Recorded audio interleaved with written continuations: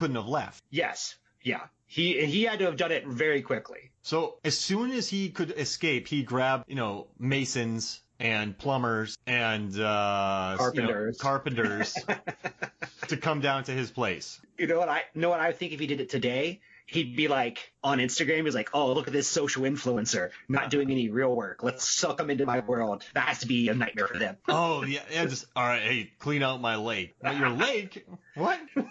It's made of blood. Yeah, get in there.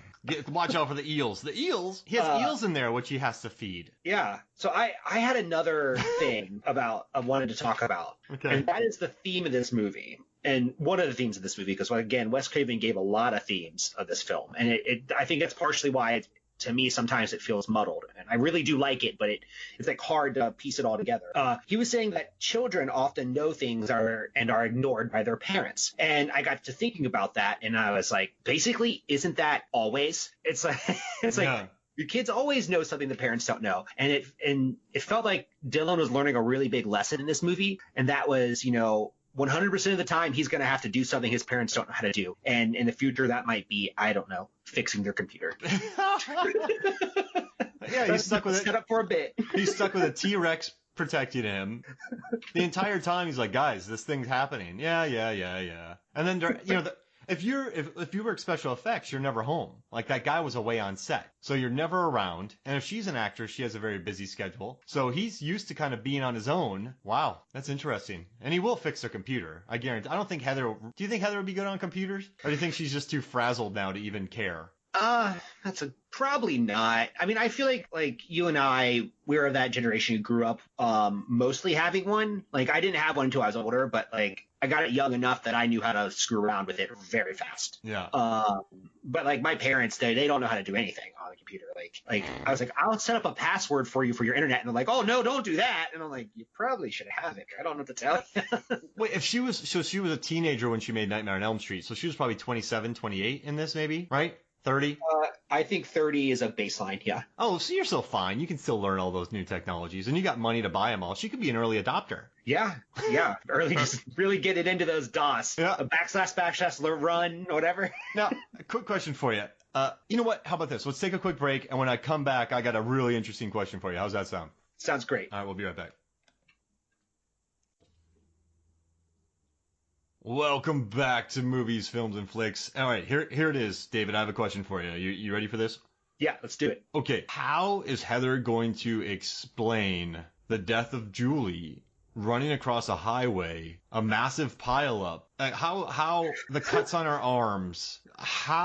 So the cops are going to come to talk to her about Julie, and nurses did see a woman on a ceiling. Everyone saw that, right? Yeah, absolutely. So Heather wasn't there, so she won't be found guilty. But she's saying that a madman's attacking her. And then a scene is recreated from the first film where there are witnesses. What is Heather going to say? Because there's no proof of this entity anymore.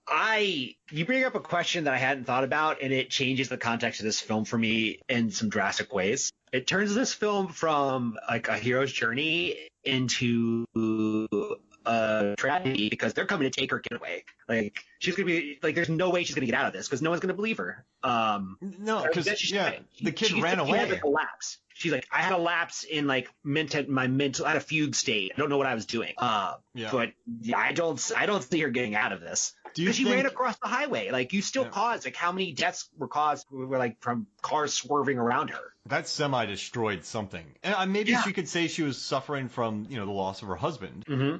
She didn't really seem to care that much because he was kind of a turd. Now, I can't back that up. But yeah, so she has the scratches. She elbowed the nurse right in the gut. Her babysitter's dead. Her child is frightened out of his mind. There's going to be visits. Even if she keeps the kid the next couple of years, they're going to be visited, right? Yeah, exactly. And that's going to hit the press too. Heather Langenkamp was in a hospital when a woman got ripped around a room. Like, there's blood on the wall. Yeah. They couldn't say she wasn't on the walls because there is blood up on the wall. Not in a splatter pattern either. Yeah. I'm still processing what you asked because I didn't put it together. That's like such a huge plot hole. They're gonna knock on her door very soon. And if they see smoke coming from the bed, that'd be weird too. because at the end they open it up and that happens. I mean, the kid is obviously gonna know, right? He's a sharp little type, but he's gonna be pretty traumatized too. I mean, he lost his dad. He's seen murders. I mean, he saw a woman, his babysitter, get her neck snapped in front of him. Yeah. And then he went down to an ancient temple. That's very confusing. Not just because it's scary, because the architecture doesn't work. So he's gonna be like this. I'm telling you, man, I don't know how she can explain it. Now, you know what? She can say, during the fracas, right, Dylan ran, and I went to chase him, and he was so scared of the nurses and all this stuff they were trying to do to him that he was dizzy because he was tired. He got that shot, so he ran on the highway, and I had to pursue him, right? So she could logically say that, right? Yeah. Yeah, that makes sense. But I don't know. She was there for the death of Julie. I don't know how you can. Hey, what do you know about this? I killed an ancient entity, and but did it after it killed her? She can't say that. No, that's one I think she can get away with, though. She just like shows up like, did you see it? You see, I was standing right next to you. Yeah. Wes Craven's daughter, who's one of the nurses, by the way. Yep. Yeah, that was funny. And she was the jerky shot in the arm. She tricked the child. So. That's right. Yeah, she wasn't there. It's just there's going to be a lot of press. She can't tell the truth. So she's just going to have to kind of tell lies for the rest of her life. Yeah. I mean, this is going to really wreck with her career as well. And she's a single parent now. Yeah. And the thing is, that guy, her husband, was driving home and he got into a car accident, but he has 5 scratches across his chest.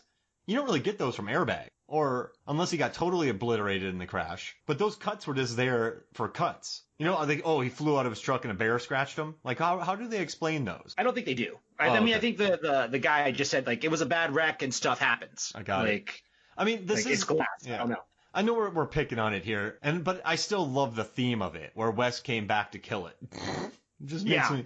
I mean, I love it. I love that idea. I just don't know how she's going to explain that to police. And I don't know how he had the time to make his face on that wall. Hey, so you had a few more questions, right, about this movie? Yeah, I have a really funny question for you. Okay. Uh-oh. Would you F, marry, kill? We're going to play this game. Oh. And here's your choices. New Coke, New Freddy, New Metal. New who? New Metal. Oh, gosh. All right.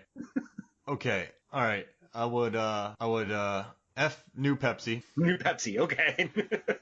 I would marry New Metal. Because listen, man, I grew up right around that time. And I had the cargo short. You know, I had the Volcom shirts. I had the trucker hat. And man, people are going to start hating me.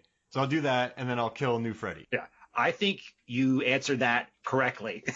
That's the exact answer I would give as well. Listen, if Evanescence comes on, I'm gonna let it go. Like I'm gonna listen to it. Not that my immortal one, but if that Bring Me Up, Can't Stop Now. Wait, I got the song wrong. Bring Me to Life. Back to life. Yeah. Can't stop. Wait, I get that song wrong so bad. Wait. All right, she's like, wake me up. No, wait. No, he says wake me up. He goes, wake me up, right? Wake me up inside? Yeah. Yeah. I can't wake up. Hold me up. I can't wake up. Yeah. I grew up at the same time. Don't get me wrong. Like, yeah. I was in the same period. And you know what? Perfect decision. I mean, sometimes I thought a little bit about marrying New Coke a little bit. Yeah. But, you know, ultimately went with New Metal. I mean, I don't like soda. Yeah, that's important. Coffee, you know? I'll drink coffee while listening to New Metal, and I'll get super jacked. So here's another thing. Incubus isn't New Metal, is it? I don't know. I don't classify Incubus as New Metal. I think they're just like metal or rock and roll. All right, good. Yeah, I know. If they were classified as New Metal, I'd be like, oh, I'm feeling bad. I do Incubus at karaoke still. I mean, I like. Oh no, I got them. Wait, no, was 311 New Metal? I feel like 311 was too early for New Metal, and then they transitioned to like pop rock. So with Amber. Oh, that one's good. Who's Lit is New Metal? Because I was in a 90s cover band and we used to do one of their songs. That one about my car's in the backyard. Picture. Do you want to? No, that's not. No, that's the same band but different song. Puddle of Mud? I don't know what they are. Okay, I'll choose any genre of music as long as it's not Stained or what's the Alice in Chains. I'll take any. Stained is New Metal. Oh, goodness. Definitely New Metal. Yeah. Oh, no. Alice in Chains is grunge. metal. Yeah. I just can't stand those two bands. I mean, I say this, I'm gonna put this out in the world. I honestly think that oh my God, who did Freak on a Leash? Corn. Corn. I think that album is worth discussing and talking about because they changed music. They literally changed music for a decade with that album. Yeah. And also, they're probably the best musicians of that bunch. And I know that's a funny thing to say, but it's like listening to a jazz metal album. I mean, like Slipknot, those dudes could play. Avenged Sevenfold, those dudes could play. Yeah. We're going old school here. New metal route. I mean, new Freddie and new metal, they kind of go together. I'm leaving that in too, David. I'm not editing that out. Okay, great. I'm glad the world knows this. All right, so there's some math I wanted to do with this piece, and I want to see how you react to it. Okay. So, there's this talk about, Hansel and Gretel. It's like an ongoing theme, a fairy tale throughout it. And whenever I hear the story about Hansel and Gretel, and I'm like, oh, you're using breadcrumbs to keep a path. And I'm like, well, how far would you go with those breadcrumbs, right? Like, I wanted to know how far Hansel and Gretel could go if they had a 2-pound loaf of bread. So I did a bunch of math to figure out essentially what I think would be how far the witch's house would be from the start of the woods. And it was 0.87 miles. How big? Wasn't even 1 mile. How big are the breadcrumbs? Are they just? Are they like? Because you think of like blue cheese crumbles. They're a little bigger. Right? So this is what I did. I took a 2-pound loaf of bread, and then I figured out how many ounces that was. So that's 384 ounces. One slice of bread is 1 ounce. You break that up into 4 pieces. So a crumble is 4 pieces, and if you drop 1 quarter of an ounce every 3 feet, you end up with 0.87 miles. It's good as long as there's no birds around. Yeah, it's good, but it also kind of is like crazy to think that they were even a mile away from their house and they didn't know this witch was there. Yeah. That's not a very far. Yeah, you're right. Don't go in the woods. Like, don't go far into the woods? No, literally, don't go in there. Don't go, like, you go 10 feet, monster. Yep, too far. See, look in the woods. You can see it right there. Like, don't do it. You can see it, and they do it anyway. That's the best. It's like, listen. Like, I know if I tell you not to do something, you're gonna do it. But look over there. See her? She's gonna eat you. She has a fork in her hand. Yeah. So, she has a cauldron boiling behind her. So just that's. So, I just laughed so hard. It's not even a mile. It's like we're lost in the woods. We could just pick any direction. You could get back. Yeah. I mean, it's not. Jeez, they deserved it. Maybe. They definitely committed murder. Yeah. Just shoved her in an oven. Same, and then at least she didn't shoot out her tongue and wrap it around someone's head. Yeah. And then I think I had one other thing I really wanted to touch on, and that was, do you think it's time for a sequel or a remake of this film? No. You don't think so? But not this film. I mean, like Freddy, like do another Nightmare on Elm Street. No. Oh, that's an interesting question. Why is that? I think it would be a cash grab, and I don't. So all right, the remakes I like are, Dawn of the Dead.